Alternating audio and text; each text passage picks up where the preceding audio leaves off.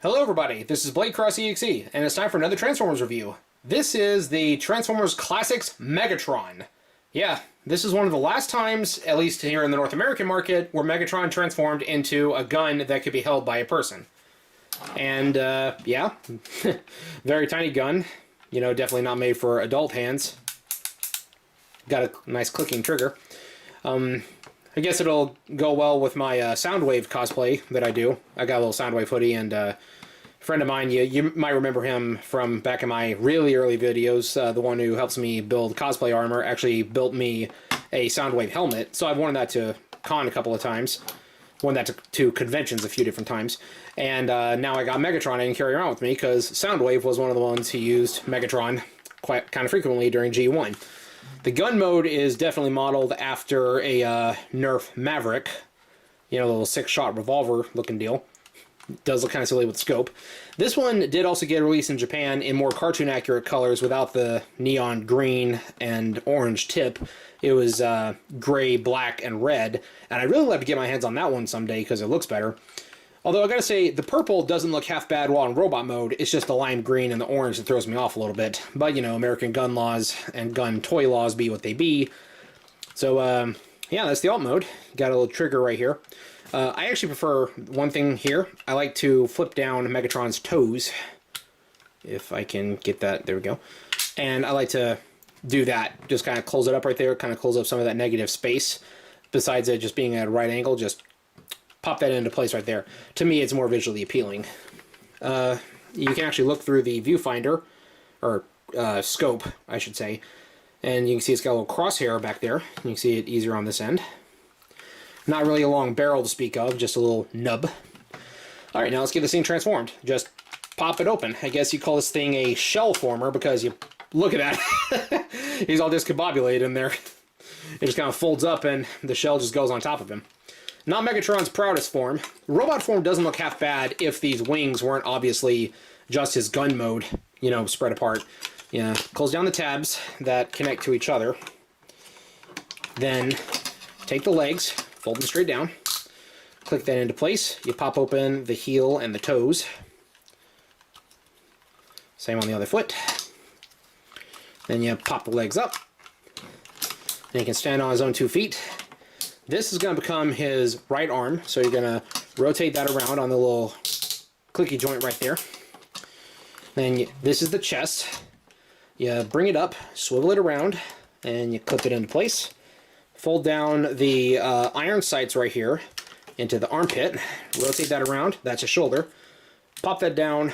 Pop a Megatron's head. Boom. There he is. I do like the colored chest plate. It kind of reminds me of War for Cybertron, even though he had red highlights in that game instead of purple. I do also how they gave him like the menacing unibrow. That actually, I think, is a pretty good looking Megatron robot mode, minus the big bulky wings again.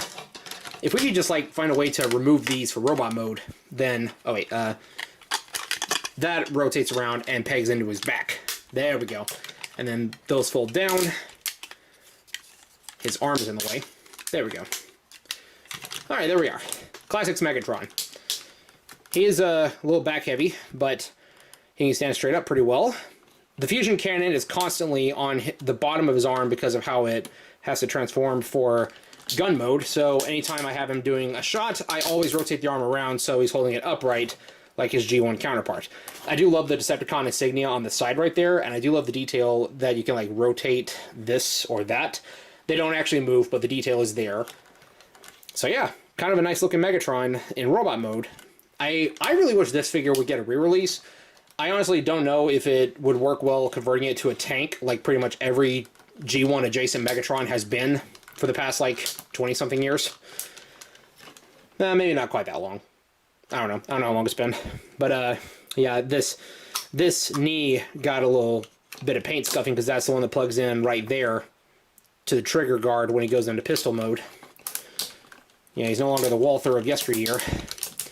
I've had this one for quite a long time, and I just dug him out of my toy container the other day, you know, for old time's sake.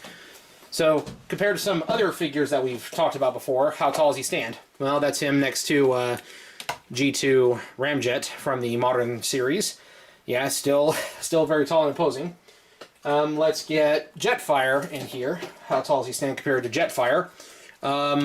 Yeah, he's got a little bit of height on Jetfire, if you don't count Jetfire's wings and shoulder cannons.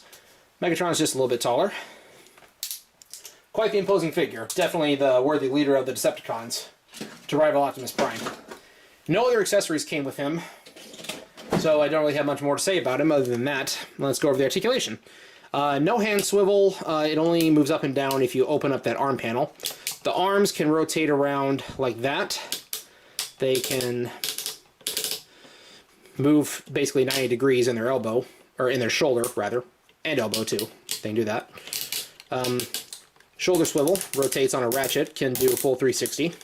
Head is on a ball joint, but it can only move in certain directions. He doesn't have a whole lot of down tilt. No, he has a good bit of down tilt, but not a lot of up tilt. Light piping in the back, green, I guess to match the, neon lime green of his gun parts, rather than giving him red eyes. I'm pretty sure I think it's from the Henkei line where he has red eyes. The Japanese version, I'll have it up here. The fusion cannon pops out, and it doesn't disconnect from the arm, but it is on a little swivel arm right there. Legs, they can go all the way forward and all the way back and all the way out to the side. Or, well, mostly out to the side, not quite all the way. Nope, there we go. And legs rotate at the knee, so nice knee bend.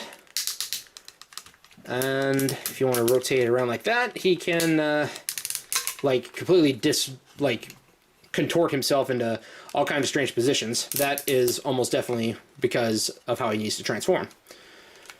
So yeah, not really too much else to say about him.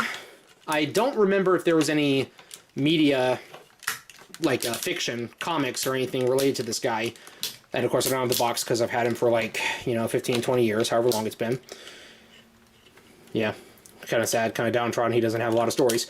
Now, I think there was a couple of stories with him. I'll post a screenshot of something if there is. If not, oh well, that's how it is. And now he's having trouble standing upright. Come on. I don't know why I can't get him to stand up now. Guess I don't have his legs put at the exact right. Good enough. So yeah, Classics Megatron. Not a bad figure at all. Definitely not as agile or necessarily posable as some of your more modern offerings, but I do like the fact that they actually made Megatron a gun, again, like his original self, and I would love to see a return to this at some point in the future. Studio Series 86 Megatron, definitely not going to be a gun. Missing Link Megatron, probably never going to happen. But, take what we can get. I don't know exactly how much these go for on eBay right now, but I'm going to be hanging on to this one for a good while, just for the memories, and again, because when I dig out my Soundwave hoodie and helmet for the next con I go to, I want to be able to pack Megatron with me, so that way, got a little Decepticon buddy. Well, that's all I got for today. Thank you all for watching. We'll see you next time. Peace out.